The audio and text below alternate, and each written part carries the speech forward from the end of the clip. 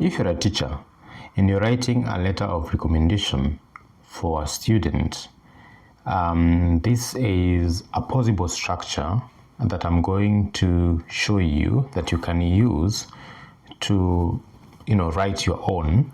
So at the beginning here, I have, of course, the name of the school in form of a letterhead. As you can see, Buni Education Group at the top of the letter. That's the first thing I see. And of course, the address of the school, because you are the one writing, and I believe you're writing as a teacher who teaches in this school. So you have the address on the right, Vienna Street 27, whatever address it is. And currently I am in Warsaw, Poland, for example. This is just an example. And then at the top, of course, you have to say that this is a recommendation letter, not any other letter. And you do your regards to the admissions committee or admissions team. Of course, you make sure that it is well punctuated. There's a comma there. And whom are you writing for or on behalf of? You are writing for a student. Let's take an example of a student called Ann K. Now, this particular letter of recommendation is a letter that I wrote for a student who was joining University of Oxford. However, I changed everything else. I think it's important for ensuring that I am well within the legal expectations. So I start, of course, with pleasantries, which are, of course, very formal. And I say something like, I am pleased to recommend Ann K for admission to your university program. I have taught her A-level economics and business courses at Tubuni School.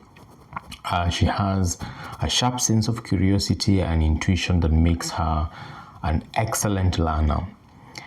In my decade of teaching, I've rarely encountered a student as prepared for advanced studies in economics, management, and business as she is. Now, when you read my first introduction, you notice that first thing I have mentioned that I am recommending this particular student, Ann K. I am also mentioning I don't have the exact program the student would like to study.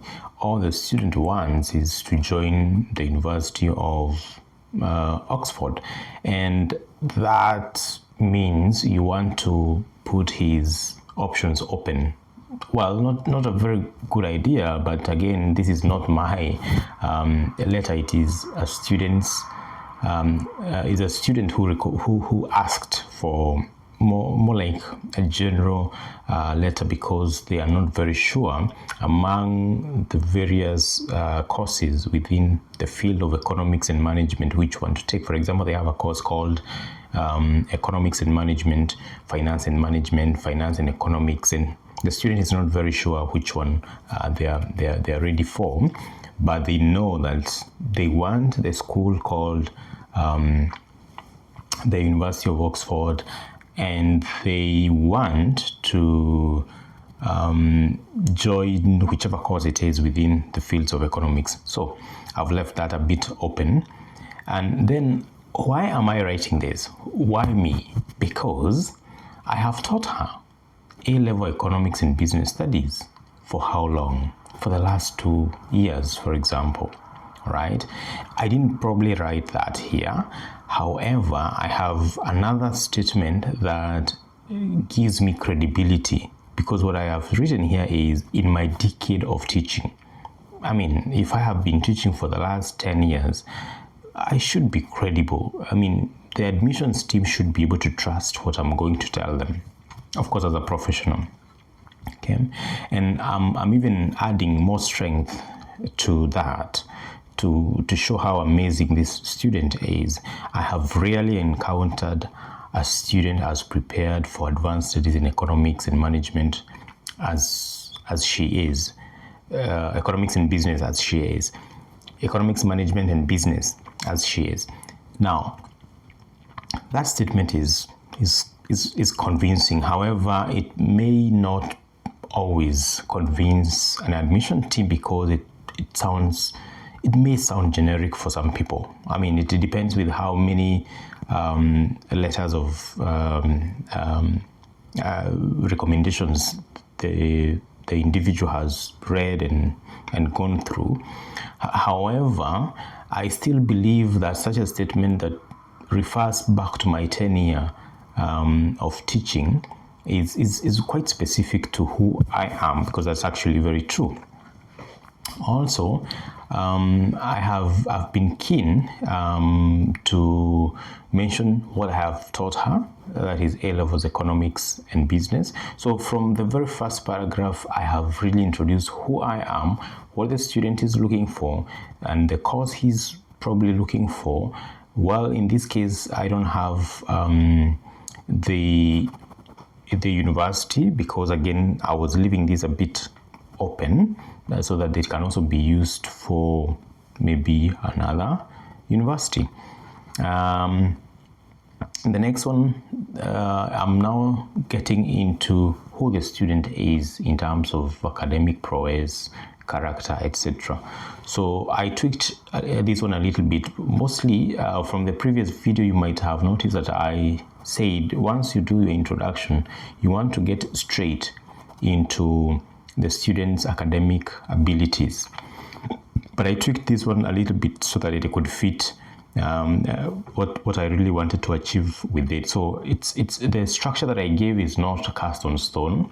It always changes based on what you actually want to achieve. However, it gives you a thinking process with which, of course, you can work with and tweak here and there to get your own.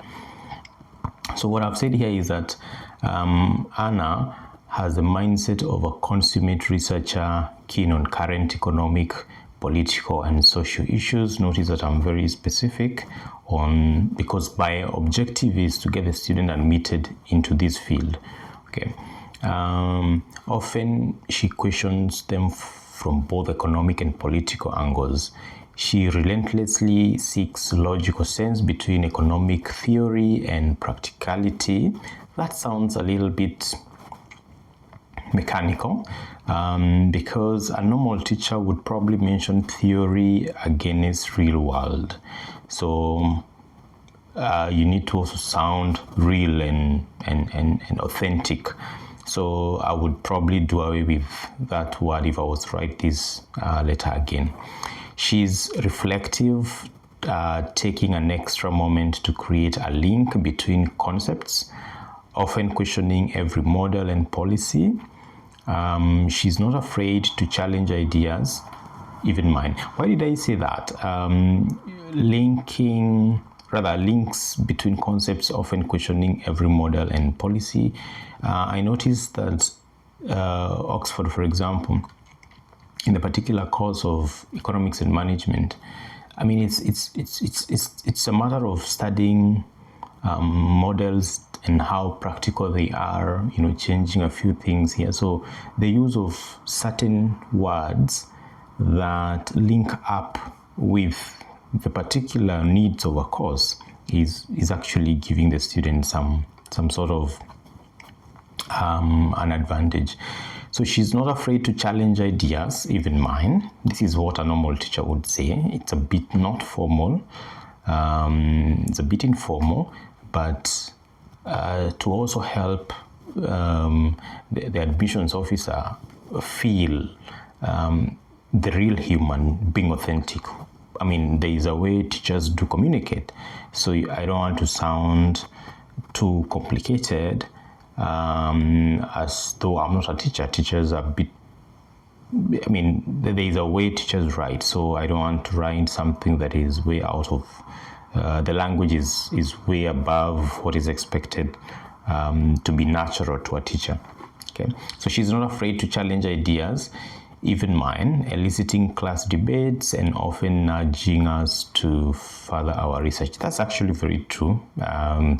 If I think about that particular student I was writing this recommendation for. I have often found her thoughts useful to enrich our discussions, even entrusting her with the responsibility of teaching her peers. This statement is important because it shows that the student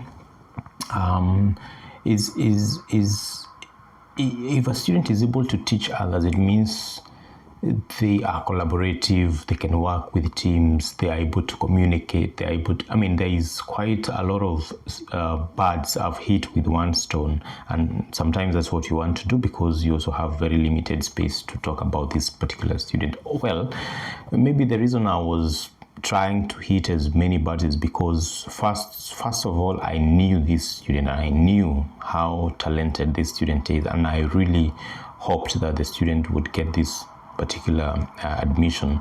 So I from the fact that I truly knew that the student could do all those things, I was really encouraged to write everything, and but not everything will of course fit here. So I'm trying to hit as many birds as I can.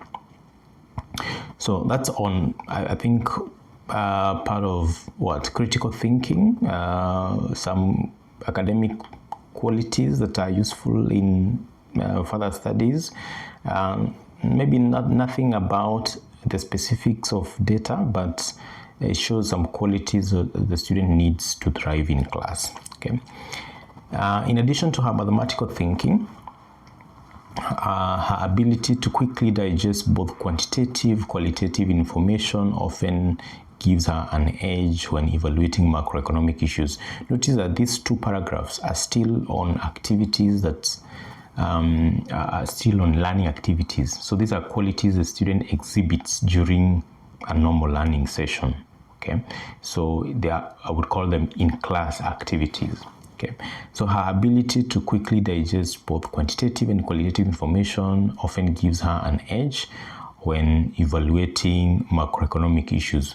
I was very specific to say macroeconomic issues so that I still push this student towards the course the student really wanted to be admitted to. So I'm trying to link everything to the field, which is economics and management and business, whatever course the student actually chooses. Then where was I? So she used these abilities to assist her peers through school-wide programs she founded. A school-wide program she founded called Scholars Connect, to bring groups of students together to discuss concepts they struggled with. This initiative saw some students turn around their attitude towards learning. So what am I trying to do here? I'm trying to show, one, the student is not just very good academically as an individual, but also able to collaborate and assist others, which I think is a quality of a good student in any university. You must also contribute to the larger group if you're studying as part of a cohort. So apart from being socially empathetic, Anne is an independent thinker, a self-directed learner. Why did I need to have this?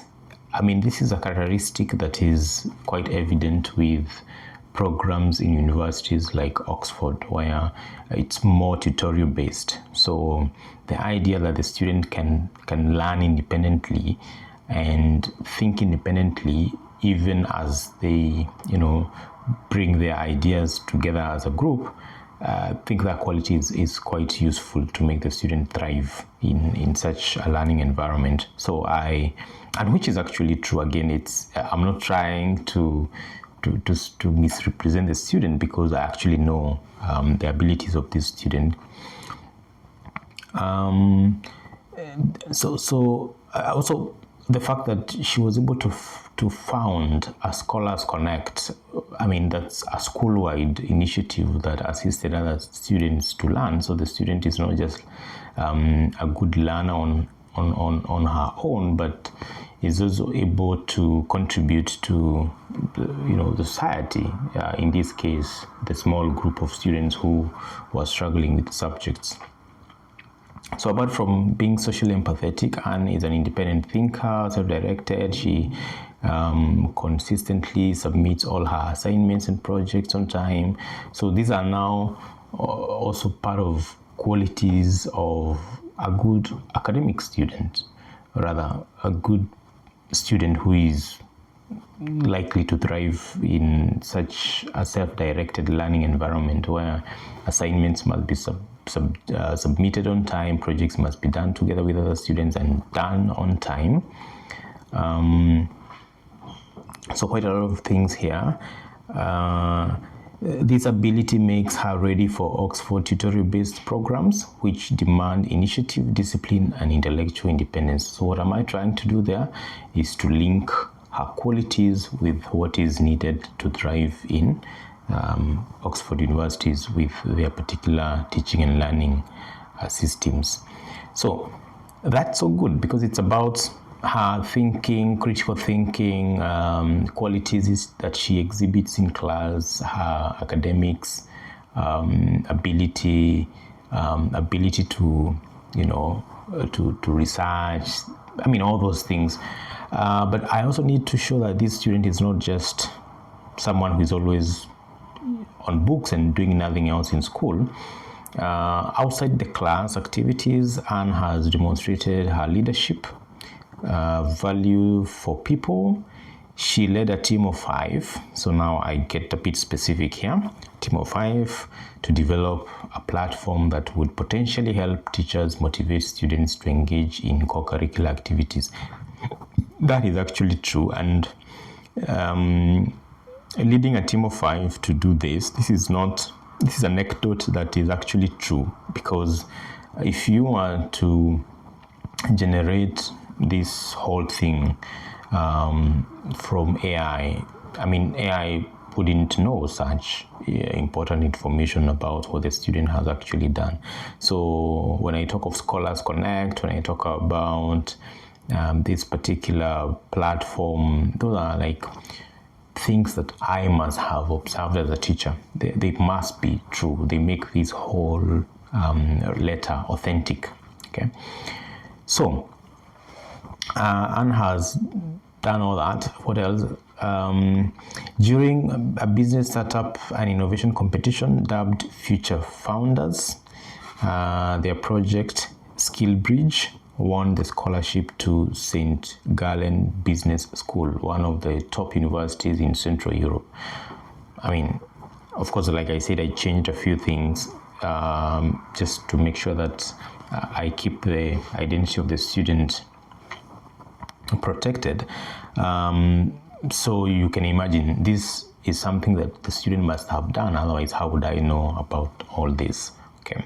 She also volunteers at a local NGO, Bridgewards, where she manages social media, writes content, and designs visuals to support the organization's mission of promoting a respectful dialogue across social divides. Now, you might ask a question, is that really within my purview as a teacher? Because these are things that she actually does outside the school.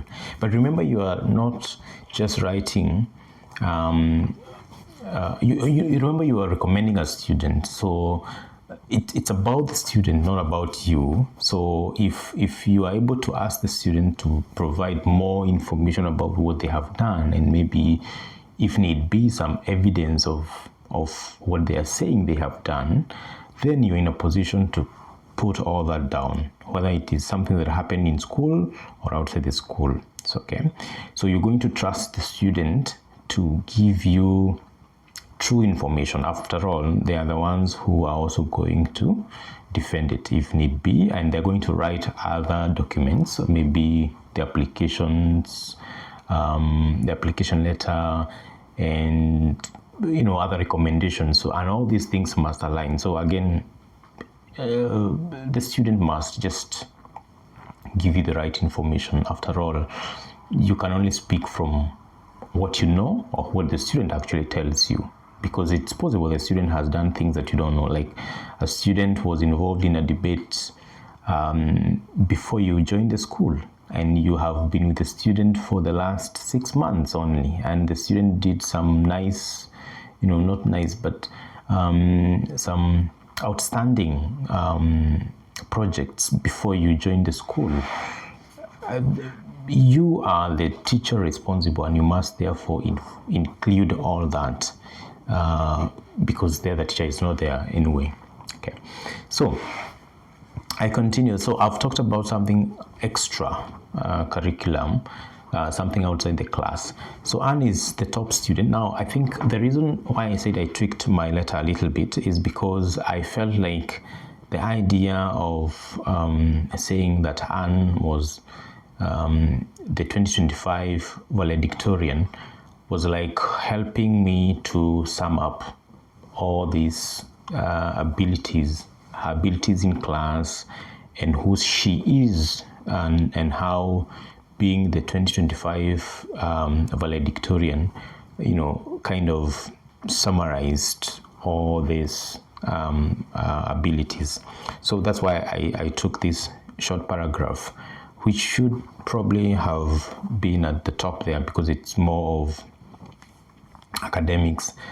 Anne is the top student in my class this year and most likely the most dedicated A-level student I have taught so far in my 10-year career. Her dedication culminated in her becoming 2025 Tubuni School valedictorian, where she delivered an unforgettable speech highlighting how developing curiosity drives her to excellence. And now I think I've said everything about this student. So what is remaining is for me to now endorse the student and say, I truly believe in this student. If you give her a chance, then she's not just coming to learn, but also contribute to your programs, university, whatever it is. So having closely seen her academic progress, I remember I had used the word monitored, but that sounded a bit mechanical and not something a teacher would normally use. Okay, so having closely seen her academic progress, I can attest that Anne will be an excellent contributor, not just to your education programs, but to the entire field of economics and research. Well, I truly believe this was a strong recommendation letter, a very strong recommendation letter. This is biggest, or rather the strongest I could do for this particular student, and it took quite some time for me to finally come up with a letter that reflects who she actually is. Okay, then I just go on and close the letter. For additional information, you may contact me at boni.tutor@gmail.com. And sincerely, my name is Kimani, teacher of economics, business studies at Tubuni International School. So you notice that the whole of this letter fits in one page. Now the question is, how do you fit? Sometimes you feel like you're writing too much and you have so much to say, but I'm advising that it must always fit one page. Who has time to read tons of pages? So you should make sure that the letter is crisp, just talking about what is really needed to show who the student is and their abilities, skills, and their motivations to study in a particular course or a particular university.